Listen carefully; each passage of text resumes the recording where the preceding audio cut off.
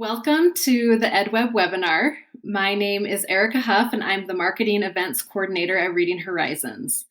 Today, our webinar is titled Phonological and Phonemic Awareness, the what, why, how, and wow for every learner.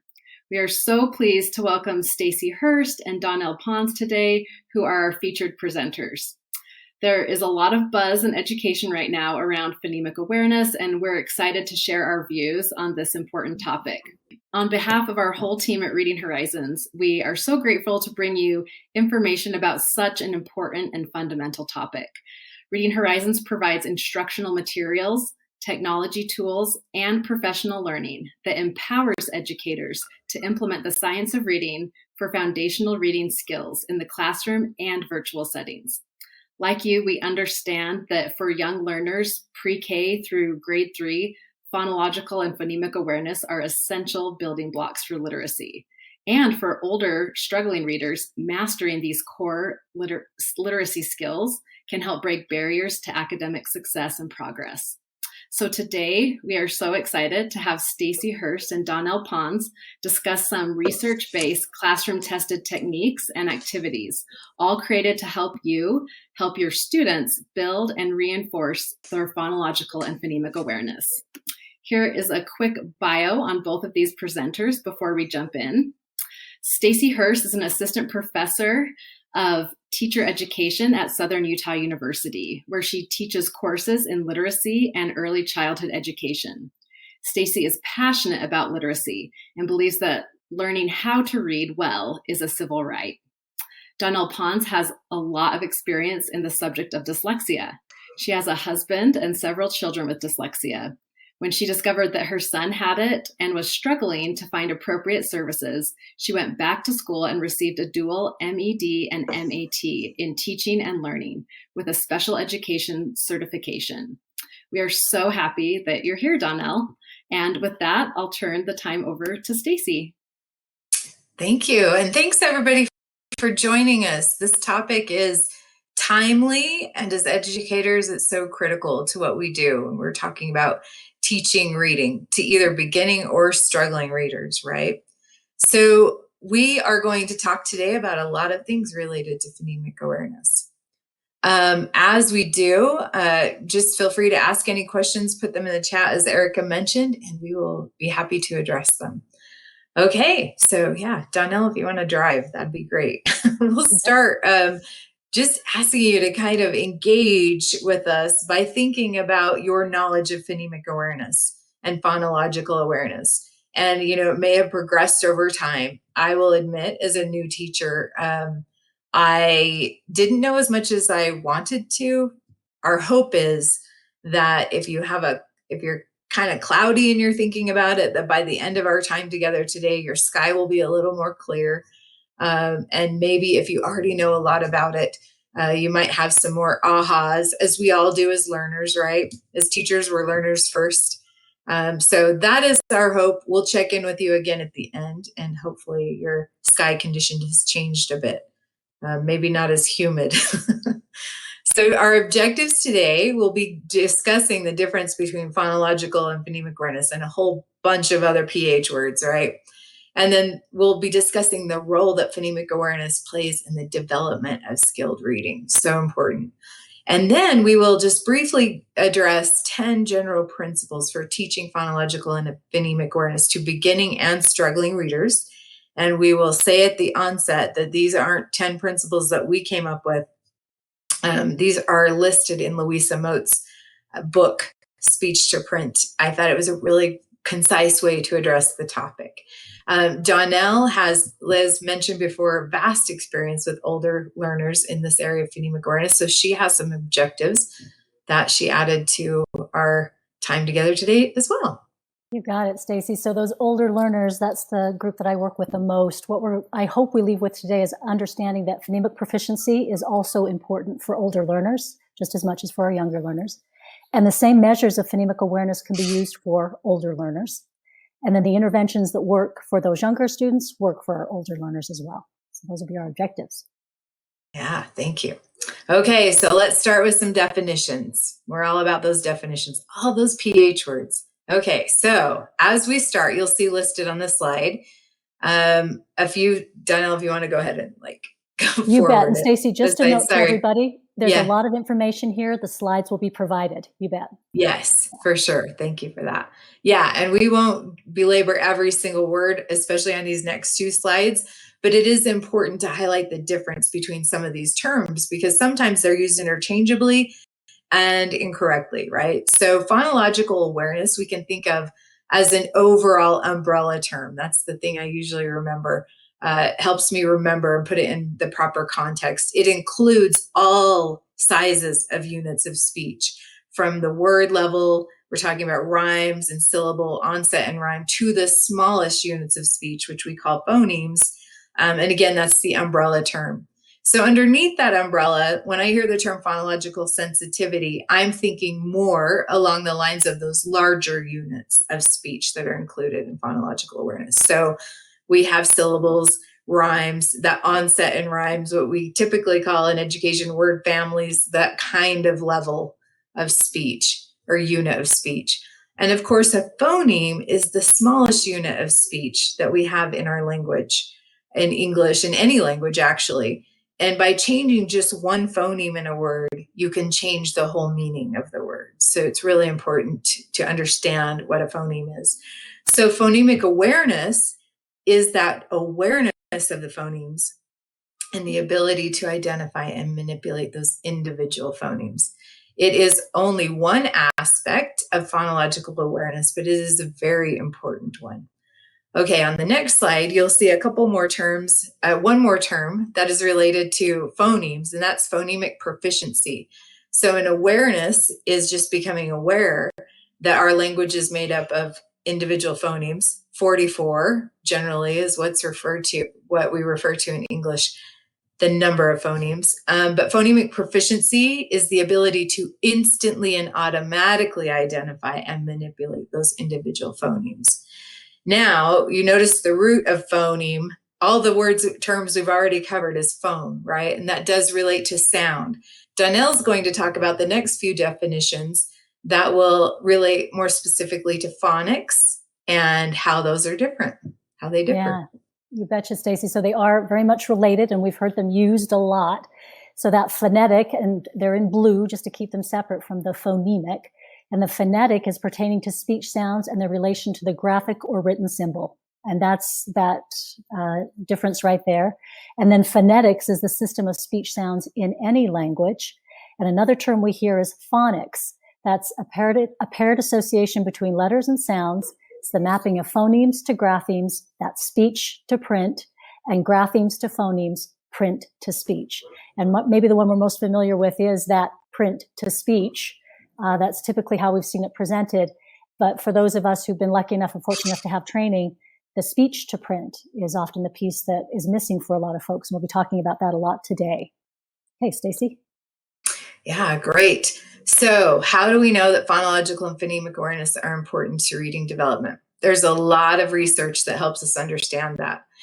To put it in the context of reading instruction, we can refer to Scarborough's reading rope. I won't spend time today in focusing on every section, but our focus for today will be on that lower strand with the idea that there is a lot that goes into skilled reading, and you can't have reading comprehension without word recognition and language comprehension.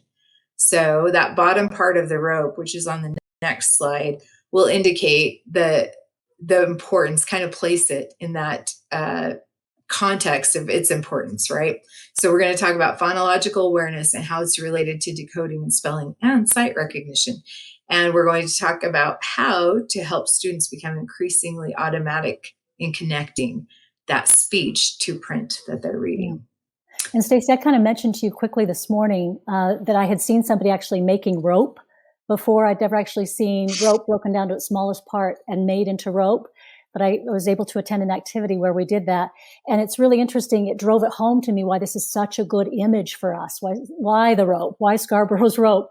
When you see all the individual strands that go into one piece of rope, and then being able to make it so strong by the time we were done, we were going to do a rappel off a 100-foot cliff with it. You would never do that with a single strand. Once you put those all together, you need every last piece to make that as strong as it is, to put all your weight on the rope. And that's what we're talking about here with Scarborough's rope. We need everything to be strong, to come together, to make that rope, strong enough to take on everything that we need it to do, right? With reading. Yeah, absolutely. And who takes the time to think of how a rope is made, right? And the fact that it does take time, it's the same with reading instruction, which is one reason I love that Hollis Scarborough chose a rope to portray this. It does take time. The other thing is important at the beginning of this presentation for all of us who are proficient readers as adults to keep in mind, we just use the rope, right? We don't think about we don't remember a time when we had to weave these parts together.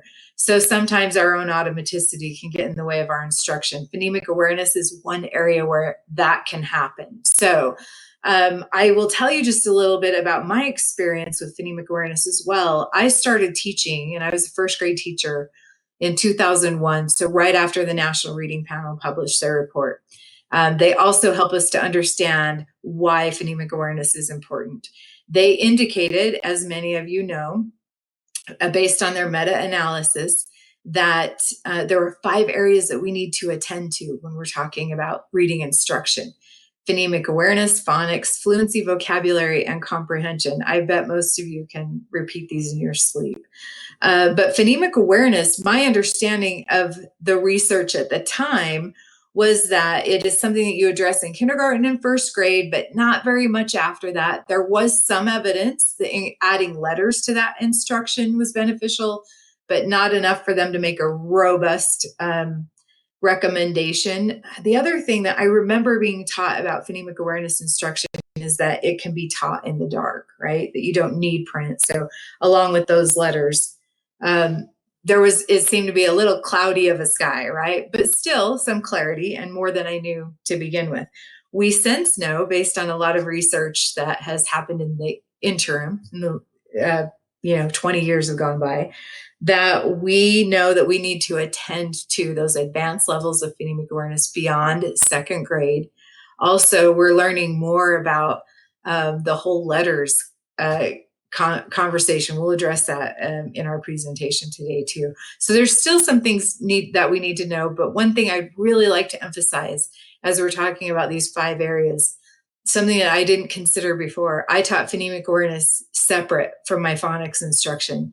We need to consider the relationship between these 5 elements and really define what they are. So there is a very important connection that we need to make between phonemic awareness and phonics. And we want to integrate that kind of instruction at some point as well. So keeping that in mind. All right, Donnell, next slide, and I'll let you talk about this very important quote. I know, how much I love Dr. David Kilpatrick. He's done so much work in this area, really illuminated a lot of these points for us in his work in 2015. One of his great books, Assessing, Preventing, and Overcoming Reading Difficulties, sits by the side. I have it all the time. Stacy knows, well-worn copies. But in it, he says a lot of really good things. Among them, every point in a child's development of word-level reading is substantially affected by phonological awareness skills. And remember, that's the umbrella. From learning letter names all the way up to efficiently adding new multisyllabic words to their automatic, another important word you're going to hear a lot, automatic word vocabulary. Another excellent point. All of it so important. Absolutely. And again, illustrating that that connection is critical for us to keep in mind as educators. The next slide helps us to understand just the changing emphasis of those 5 components. And again, we need to consider those 5 components a little more holistically than I have approached them in the past as well. I'm still learning a lot about it, but we do know that there is a certain time that we want to focus or emphasize certain elements of this kind of instruction. And the next slide will help kind of set the context for that too. And this really does, this helped me a lot understand why speech was so important to reading instruction, which initially might seem counterintuitive, right? Because we're decoding words on a page. Why would we need to attend to speech? As we know, humans have been in existence for 6 million years. speech has been around as long as that, right? And it develops naturally as long as we're exposed to it and have some practice with it. We don't consciously think about it until there's a problem with it, right? Print, on the other hand, has only been in existence about 5,000 of those years. So mathematically, that's less than 10% of human existence or human history has our brain had to deal with print, right? It's a newer technology. Fascinating that with the science of reading being informed by all academic areas, we know now more about how the brain learns to read than we ever have before. And again, that speech happens naturally, but we also know, because our brains weren't wired for print initially, that we need explicit instruction to develop the ability to read fluently. And we start with phonological and phonemic awareness. So the 10 principles that we're going to talk about today will relate to that, right? And again, there's so much on this topic, but we felt like this would be the most palatable way to address it. We have all the faith in the world that Louisa Moats knows what she's talking about. So we borrowed from her book. So the very first thing that I want to refer to, and some of you have probably seen this is an infographic created by Carol Tolman.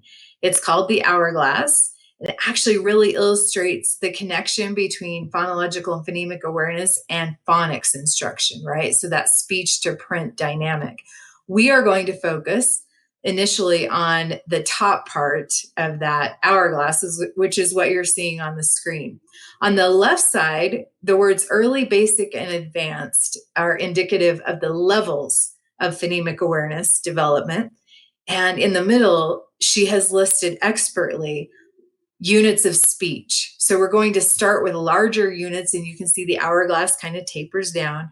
And we're going to finally focus on, not finally, I guess we start there in the basic, early and basic, on the phoneme level, right? And then we become more proficient in those advanced levels with higher level tasks. Now, when we talk about phonemic awareness, the first principle is to follow a progression of skill development. So we have levels, we have skills, and we have tasks that we need to attend to, right? So if you'll go to the next slide, Donnell. This infographic is from Really Great Reading, and I thought it was so clear in kind of presenting how that progression of skill development happens. So we have the tasks related to phoneme and phonological awareness, isolating those phonemes and then blending and segmenting them. And that it falls in the area of awareness, right? We're still doing a little manipulation, but it's not till we get to the most advanced levels where we have adding phonemes, deleting phonemes, and substituting phonemes. That's a little bit more complex. And so we'll talk about each of those levels as we go forward. Donnell, anything to add to that? No, I think we're spot on. But just going back to talking about that speech to print and how important that concept is to understand. I was telling Stacy earlier that for many of my students who struggle, I work with a lot of adult learners, middle school, high school, but as well people in the workplace. So all along that line of individuals who are considered the older reader, struggling reader. And it's so powerful because that has never been explicitly told to them, that what you naturally took to, the speech part of what you do all the time that you did grasp, you do have, that's going to be the foundation now for improving your reading. We were doing it backwards for you. We were trying to throw those letters at you and get you to figure it out. But no, what we're going to do is we're going to take your speech. We're going to work with what you do have and can do. And we're going to make that the foundation. And I said to Stacy, it's like you lift a weight off of the older learner who's been struggling the whole time. And for the first time, they think, I just might have a chance. I just might have a shot at getting this time. You mean you're telling me that I'm going to be able to work with my ability to speak and understand what people are saying, because I can do that. And I'm going to be able to put that into reading and it'll be better for me. Yes, that's what I'm saying. That's what the power of this is when you flip it for folks. Yeah, lots of power for instructors and educators too. I also was sharing with Donnell earlier. Yeah, this was a very important insight for me as an educator. And as I teach my college students about these concepts, and I was telling Donnell earlier, we just finished our semester.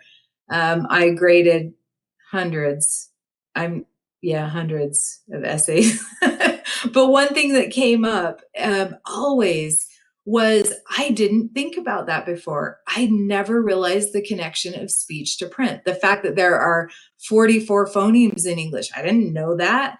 And that it's our job as educators to make that explicit so that we can connect it to the print. And, that's what print is. It's speech in printed form.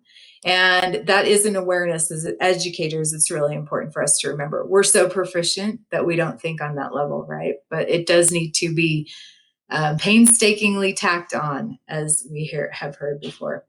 So again, that progression is really important. This is the early phonological awareness level. And I want to mention here, we have a limited amount of time with you today. We're happy to be here. And like I mentioned, there's so many things we could discuss. But what I want to point out, we have activities that are included in this slideshow with every level that we're going to talk. We're probably going to go over those quickly. You will have access to the recording of this, our time together today. So I would recommend, if you're interested in those activities or finding out more, rewatch it, slow it down, pause it on those slides, and hopefully we provided enough information that you can have some takeaway activities that you can use in your instruction today or tomorrow, right? Okay, so on the early phonological awareness level, remember these are probably fall in more of the category of phonological sensitivity. And this is usually addressed in pre-K scenarios, right? Developmentally, that's the most typically appropriate place to address it. Dealing with larger units of speech. And this is still important because it's facilitating that early matching of printed letters to letter names and letter sounds. You're building the foundation for that to happen. The skills associated with this level are rhyming, counting syllables, identifying the first sound in words, onset and rhyme. So we do have a lot of, like I mentioned, example tasks listed on the right side of the screen that you can take a look at later. We also have, if you'll forward the slide, Donnell. Thank you. These are just some quick examples. Rhyme time. This is, that's the level we're working on. The next one is a really fun activity that you could play when you're you could use it even when you're calling roll. You just choose a phoneme for the day and swap it out with the student, that phoneme with the first phoneme in the student's names, and call roll that way. So they have to listen and identify their name. So Luca becomes Duca, for example. Zach becomes Dak. You notice Deshawn and Dante actually stay the same because the phoneme is the same. So you're having that kind of play with the language. Anyway, again, just feel free to spend time on those slides. The next level is basic phoneme awareness. And this is where we move into that kindergarten and first grade space for initial instruction, right? So this is on the phoneme level, which again is the smallest unit of speech. And specifically, blending and segmenting have been found, we know this from research, to have the most direct impact on reading and spelling ability when students are in kindergarten and first grade. So it's very important that we get to that phoneme level as soon as is developmentally appropriate for our students, and have them blending and segmenting sounds in language. Now, the next slide will show you a really quick activity, a way to do that. This is Remy Robot, and he will say sounds in a weird way, right?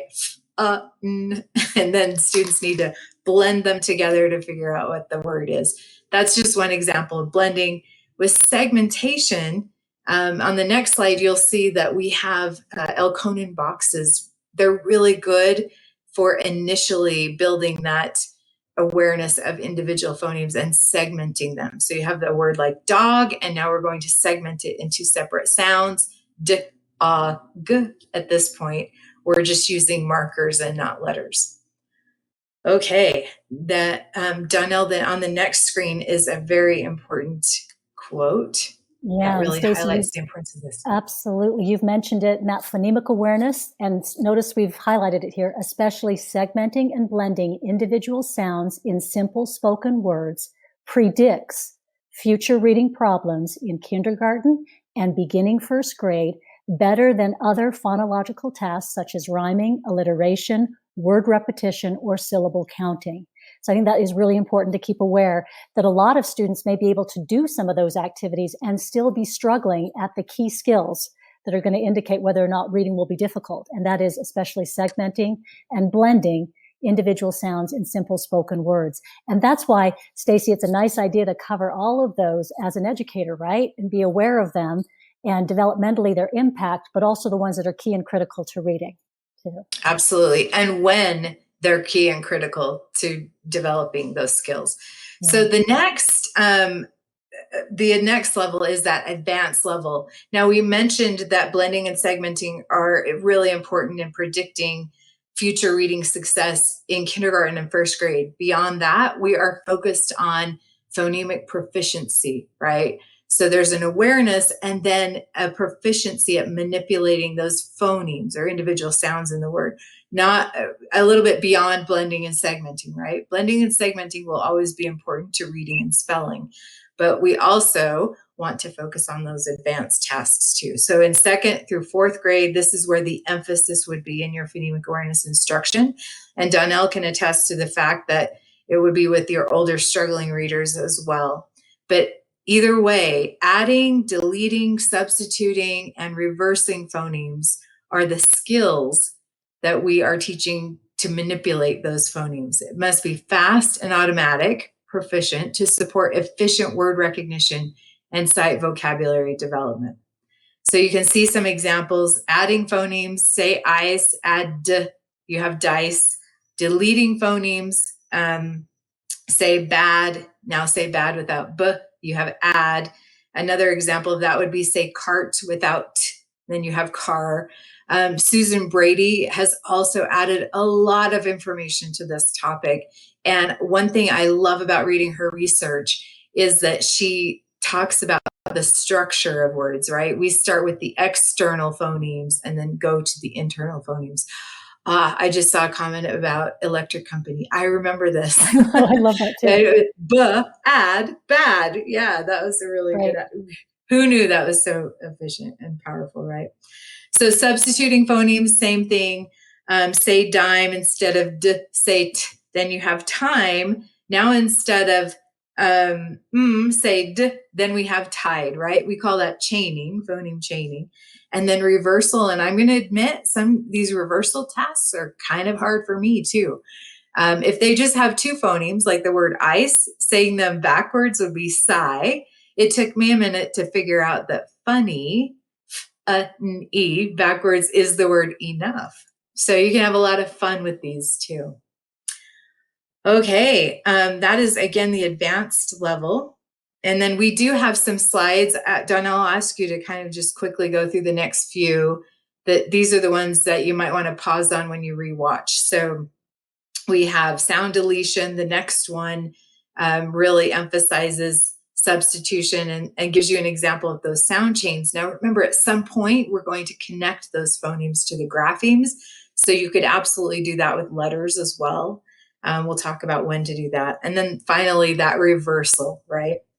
Okay, the next principle is focusing on those sounds first. Focus student attention on speech sounds before focusing on letters. Work with the sounds, not the letters, until, I'm not saying never, but until you are sure that students can tune into speech.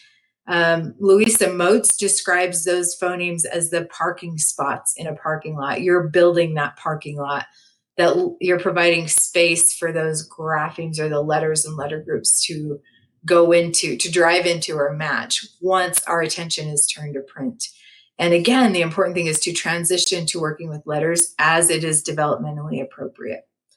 Sometimes we create a lot of confusion for students if we do that too soon, right?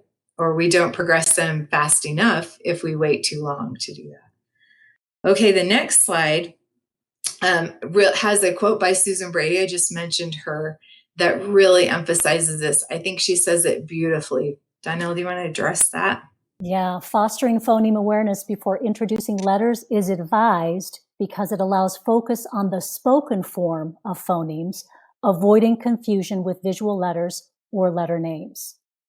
Yeah, how succinctly can you put it, right? Yeah, exactly. Yeah, we could really cognitively overload students if we're not careful, right? Yeah. Okay, so the next principle is related to that. As we're focusing on those individual phonemes, sounds before letters, we are going to encourage what Louisa Moats refers to as mouth awareness. That is specifically the manner of articulation and the way that we produce those sounds, right? And the really important thing, the recommendation here is to use mirrors so students can focus on the formation, placement of their tongue when they're making specific sounds, and really know why. Why is that important? Not just because it's engaging for students, but that is literally how the brain recognizes those sounds, not just by the auditory features of a sound, but those gestures are part of that identification as well. And we notice here, this is one way you can do that. We've heard a lot lately about sound walls. I'm sure you'll hear a lot more about them in the coming years. But that is one way that you can really focus not only on the sounds, but the manner of articulation and the placement for each of those phonemes. And Stacey, I want to add, yeah. Yeah, I just want to add quickly for the adult learners, this is equally and sometimes even more important because no one has corrected or intervened on mouth placement and articulation. And oftentimes it's just a little change or even just an awareness of the difference between. And it's like a whole new world opens up again for the adult learner to say, there is a difference between those two sounds. For years, I've never been able to hear it. I just kind of guess at that vowel sound. But actually, the manner of articulation is very important. I noticed somebody mentioned in the chat that people have really suffered this year because of the mask. I so agree. Particularly if you understand how important that speech to print is, it has been very difficult this year with masks. And people, my adult learners who are struggling readers, this year having to go into a store where their mouth is covered and then have conversations with people has been so difficult because they rely a lot on seeing the articulation and placement to be able to get those sounds that are very close together or tricky. And so I totally agree. It's been an interesting year, again, to emphasize how important the speech to print is, right? Absolutely. And, I think the other thing that it took me time to consider is exactly that. In my students' spelling, I will give you a little example. Lauren and David, both in my first grade class, they both had issues with the R phoneme, which is typically represented by the letter R, right? Lauren, of course, why is it always the phoneme students struggle with are in their names? So she would say, I'm Lowen, right? And David had the same issue. He would pronounce Lauren the same way Lauren did, Lowen. But in their spelling, and I remember one day we're working on making a list of things you did before you came to school, and Lauren was writing that she had brushed her teeth. Well, she spelled it BWSH. In case you're questioning my instruction, this was very much at the beginning of first grade. So I kept saying, oh, stretch it out. What do you hear? Well, she was hearing W for David, on the other hand, even though he pronounced the word the exact same way as Lauren, he spelled it correctly. So in David's case, he had a pronunciation or a placement issue, right? But Lauren had a language processing issue. So forever, I didn't understand that there's a difference between speech and language when we're talking about speech and language therapists or speech and language therapy, but they are two different things, even though they're related. And yes, SLPs get this a lot. Absolutely. Yeah. Go ahead, Donna. And Stacey, I was just going to add, I think I told you this morning, I have a student who is an adult now. He's in his 50s and he's seeing great progress with reading for the first time, which is fantastic. I want to put that in here because he suffered for a long time. But he said, I was identified as a young little student needing speech and language help. So they sent me down to be in the classroom with students who really did have language challenges. And he immediately, as he said, graduated. He said, it's the first thing I ever graduated out of. And the last thing I ever graduated out of was that class because he didn't have that issue. But had someone been able to put those pieces together, had those individuals had the training to work together, we could have caught him right there. Which would have come up in that kind of instruction, right? You would be Yep. more likely to notice it. So the next principle is related to that. And Donnell, I'll let you address this one for sure. Yeah, so try to ignore the blends there. I'm not sure why they're on our slide. We're looking at the Teach All 44 phonemes. So this is just a quick look at how powerful it can be to have those 44 sounds. We're talking about sounds or the phonemes here, teaching them. And that's what Stacy was talking about with the parking lot. We're getting students prepared by hearing those 44 phonemes. We're going to add in later the bigger world of all of the graphemes, right? We're going to keep that down there for a little ways. But we want to make sure we get these phonemes under the belt, all 44. And one thing I've said to Stacy and over again that's so powerful to me, again, adult learners just really drive it home, is that when you show an adult learner, and particularly an English language learner, who's been struggling for years with the language, that's a lot of the people that I work with. There was a woman I had who for 25 years had lived in the United States and not been able to speak proficiently in English, let alone read. And so that is so debilitating. And as we're looking at the sounds, and here's a letter, and I'm just saying, so what's the name and what's the sound of this letter? And her eyes, she looked at me and said, "You mean it's got a name and a sound?" She had no idea. Can you imagine trying to do a phonemic language and not know that?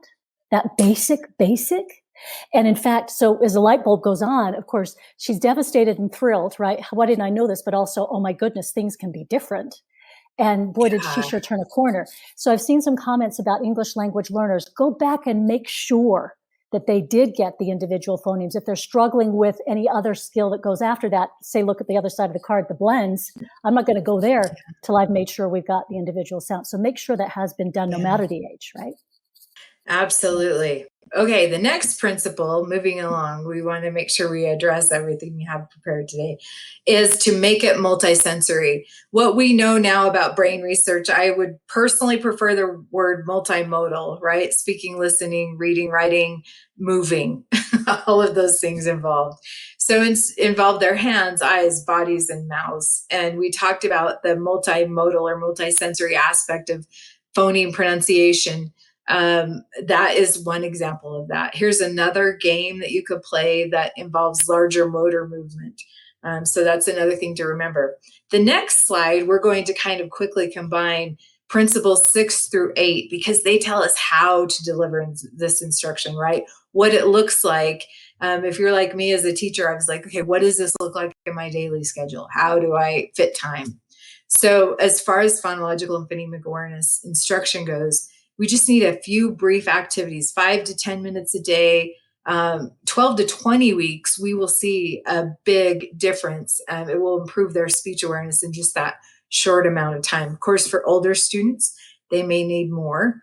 And then you want to show students what you want them to do, practice together, let them take turns. It's that gradual release of responsibility we often refer to as I do, we do, you do, always with feedback, right?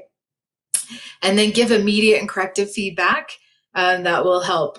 Going back to that feedback comment. And for example, if a student says a letter name instead of sound, you need to explain the difference and ask for the correct response. So that's really informative. The next slide is principle 9. And that again is now we're going to focus on connecting those sounds to letters. So here we have the parking lot, but now we're driving cars into those spots that we've already laid down, right?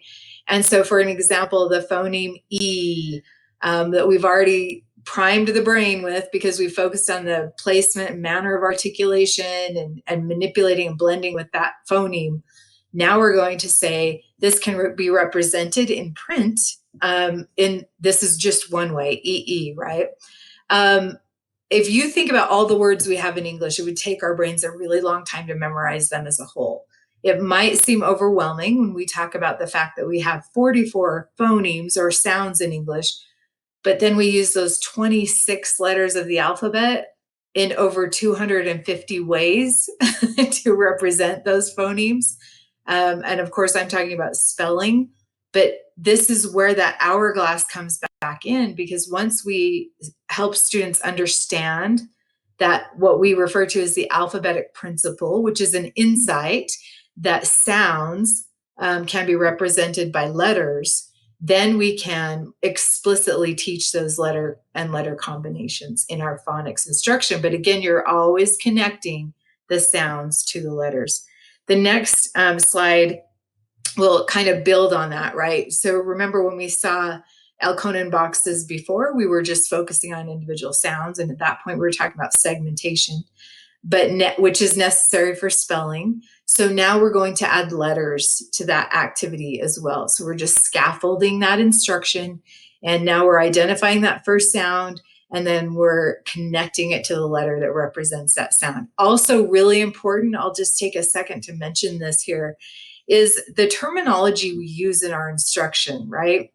I initially, when I heard the term letters don't make sounds, I honestly thought, what's the big deal with that, right? But I think it's more for us as educators to use the terminology letters represent sounds, because you can have a lot of different representations. But again, we have 44 phonemes, and that will help our students understand that concept even more.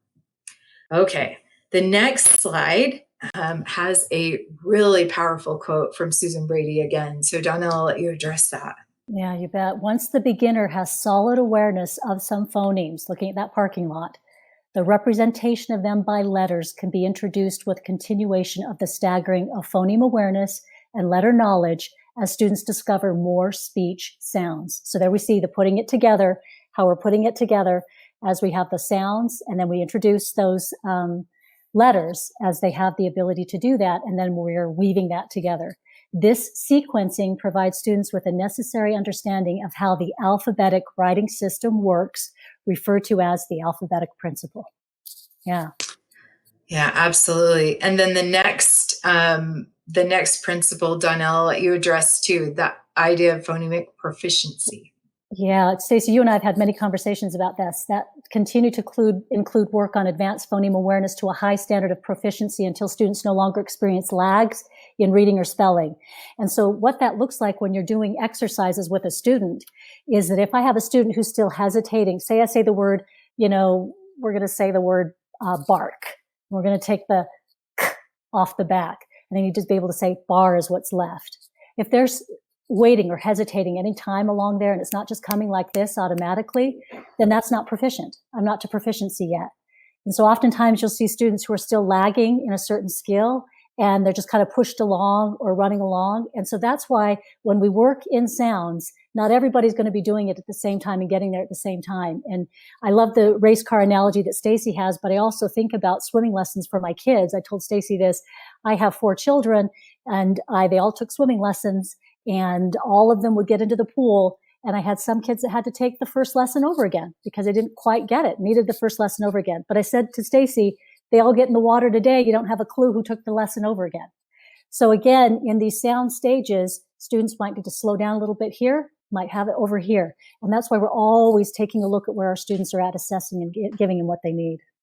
Yeah, and always moving them towards that proficiency, right? Yep. Accuracy first, and then proficiency.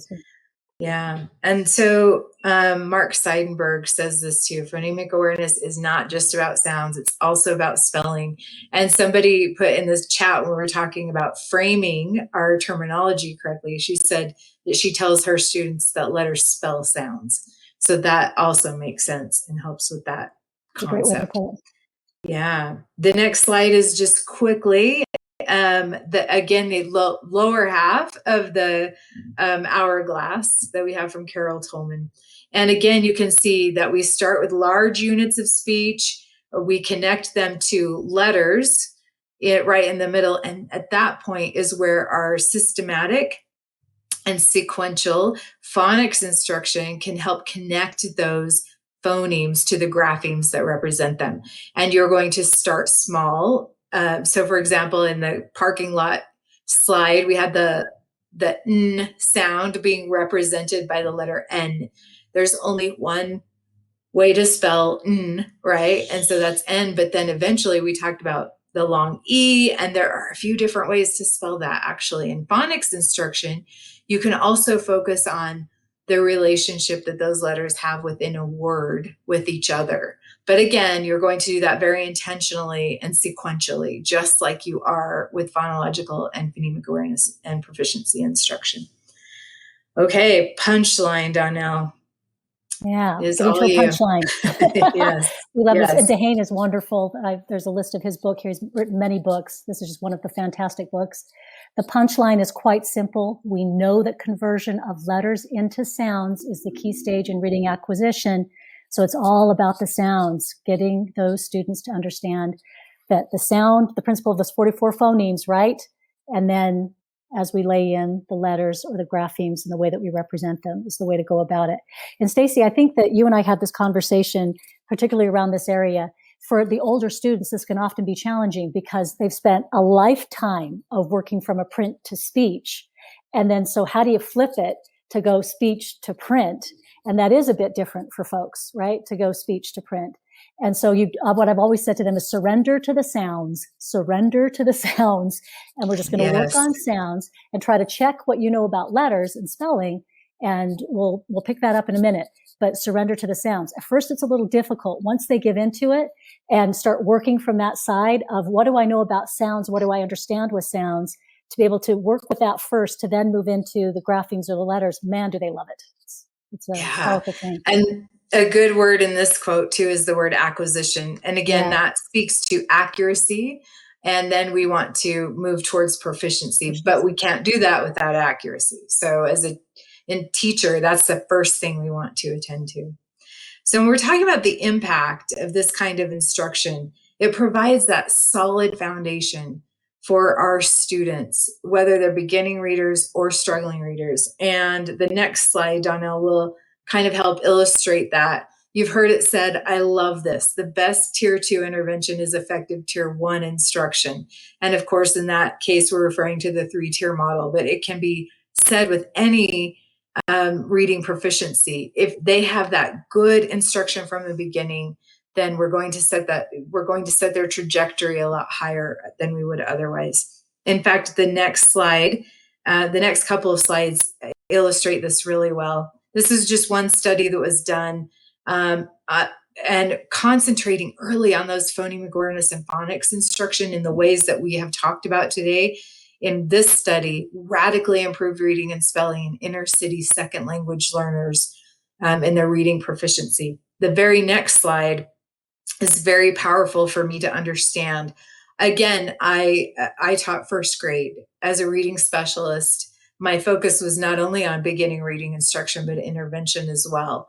And there's a reason that we say to focus on this kind of instruction in those kindergarten through second grade stages, because research has shown that rapid growth of the brain happens right then.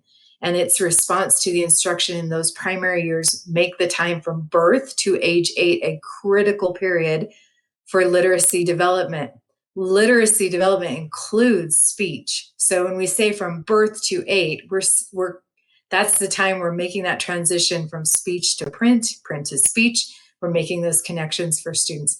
This is the statistic that I keep in mind daily in my work. I tell my students this, I probably repeat it weekly for them.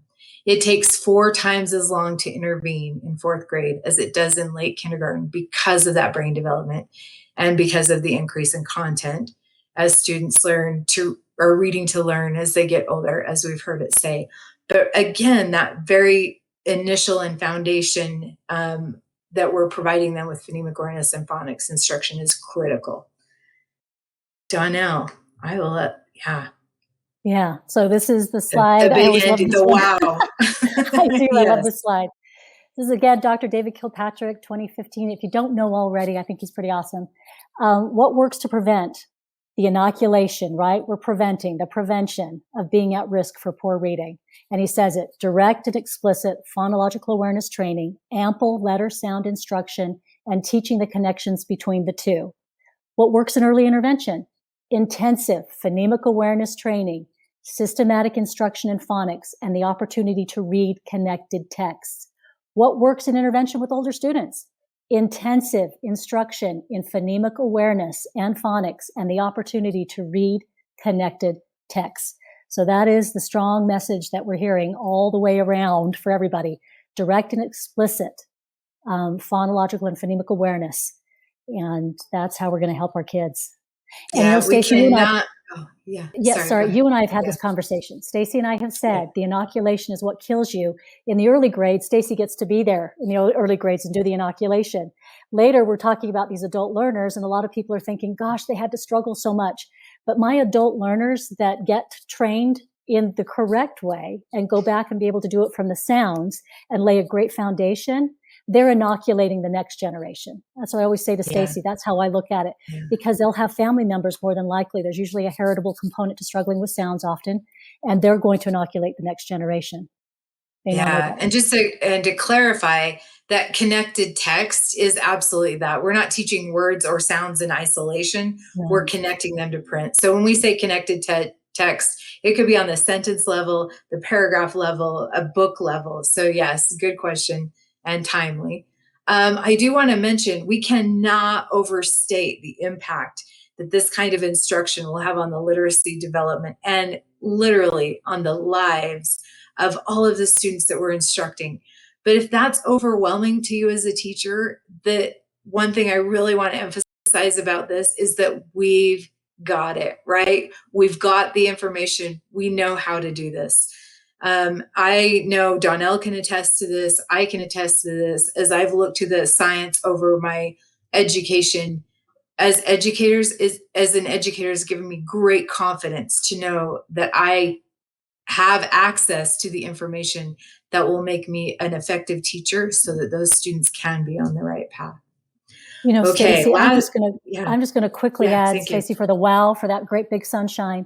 I mean, we talked along the way, and I think everybody has in their mind, you know, the younger students in those classrooms, and we hope to never see a struggling reader in the adult years, right? I mean, if we can get everybody and take care of it, that'd be fantastic. Prevent it, yes. But I do work in that space where people have struggled for years. They've been allowed to move forward in a system. And then talking about that one adult learner that I had, an individual who'd been struggling his whole life. He came to see me in his 50s to see if he could can I finally learn how to read and spell? I would love to. He'd worked so hard his whole life, but just never had the correct instruction. Somebody who understood why he was struggling. And so going back and learning that speech to print, taking him back to the basics, moving him forward, and he's seeing success for the first time. And it isn't easy. As Stacy has mentioned, it's so much easier when they're younger. It's not easy. It's hard work, but boy, is it the most beneficial work. And, I can't think of a better thing to be doing for someone. But one of the things that I thought was fascinating is this individual that I've been working with now for over a year, and it's been hard work, but he's such a worker. And he came to his lesson one day, his class one day, and he said, I've got to tell you something. I've got to tell you something. And I said, oh gosh, tell me, I want to hear it. And he said, I've got a book on my desk. And this guy's been very, very successful in business. And he said, I have a book on my desk my dad gave me years ago, and his dad has since passed away. And he said, I never read it. I've never read it. And he said, I look at that book. I feel terrible about it every time because it's one of the last things my dad gave me. I love my dad. Never read the book. My dad was a great businessman. I want to emulate this guy. The book was How to Win Friends and Influence People. And he'd never read the book. And he said, after we've been working together, one day I went back to my office and it was about 2:00 in the afternoon. And I thought, I'm going to pick up that book. I'm just going to start the book. So he picked it up and he started reading. And he said, he paused a minute and he said, I didn't stop reading till it was dark outside. I don't know how much time had passed. I have no idea how long I was reading. That's never happened to me in my entire life. This man had to get to his 50s to have an experience with reading that he should have been having when he was a young boy. But thank heavens he finally had it, and he saw the joy of reading. That's the power of what we're talking about. That's the wow, right? Yeah. Thank you, Donnell. So in conclusion, we hope we have provided a little more sunshine to your day and clarity to your sky, right? We have just a few more minutes for questions, and I think, Erica, you might have some for us. Yes. Thank you so much for this informative and practical session. And we do have so many great, thoughtful questions, so we'll hope to get to a few of them. First question is from Callista. She says, my kindergarten students have no problem blending, but segmenting has been much more challenging. Do you have any tips? Yeah, in addition to those activities that we recommend, I would say use those Elkonin boxes, use manipulatives to help build that skill, right? Saying whole words, spelling is actually very helpful. And I know in kindergarten, you're probably not quite there until a little bit later in the year. But again, just all of those activities to help with segmentation. I know that one of the things that I did in my classroom was I would say a word and then I would have them just say it into sound. So I'd say, as you walk out the door today to go to recess, I want you to say your name sound by sound. So Matt would say, at, just help giving them a lot of practice with that. And in that case, it really is an issue of a lot of practice. Awesome. Thank you. Okay. One more question from Christy. She says, many of the reading specialists in my district have noticed within the past few years that more of our kinder and first grade students are able to look at an alphabet letter and tell us the sound of the letter, but not the letter name. What would you suggest that we can do to help these students with letter naming, which hasn't affected their blending or words and reading? Yeah, and there is a lot of research that says having automaticity with those letter names really does impact reading development. I think a lot of that is because of the automaticity, right? The rapid automatized naming. Dibbles has an element where we're doing letter recognition, names and sounds. After you've taught the phonemes, or even at the same time, I'd say in your letter instruction, so when you're focusing on the alphabetical principle, introduce all of those aspects of a letter, the name, the sound, in addition to, and I can't emphasize this enough, upper and lowercase formation. As you're having students form those letters and repeating the names and the sounds, that will really help to solidify their ability to name them and then later to recognize the sound when they see them in print in the form of a word. Yeah. Great. We'll just have one last question from Christine. She says, when do you know when the child is ready to move on from one skill to another? That is a great question. I would say when they're proficient, right? You're going to always be watching. So accuracy comes first and then proficiency. So for example, the question about segmenting, great question. So I might say, and I'll just use Matt because that was the name that came to mind as I was giving the example. It might take Matt a few days to be able to segment his name into sounds. But once he does, and I noticed he's faster and faster at it, that is an indicator to me that he's ready for more advanced skills. So accuracy first and then proficiency, right? And usually that involves timing. And then you can build and scaffold that kind of instruction as well. Awesome. Thank you so much. And thank you all for your questions and your participation. Before we close, the team here at Reading Horizons is thrilled that we have been able to partner with Stacy and Donnell to bring this important topic to the EdWeb community. Reading Horizons has been serving educators and students for 30 years, providing instructional materials, technology tools, and professional learning to empower educators to implement the science of reading and to build students' foundational reading skills in the classroom and virtual settings. If you're interested in learning more about Reading Horizons, you can email us or go to our website, readinghorizons.com, to contact a representative in your area. And Stacy and Donnell have added their email address if you have further questions for them. And we want to thank our presenters one last time for sharing such valuable information we can all take home and use. And we want to thank all of you for joining us today. Yes, thank you. Thank you.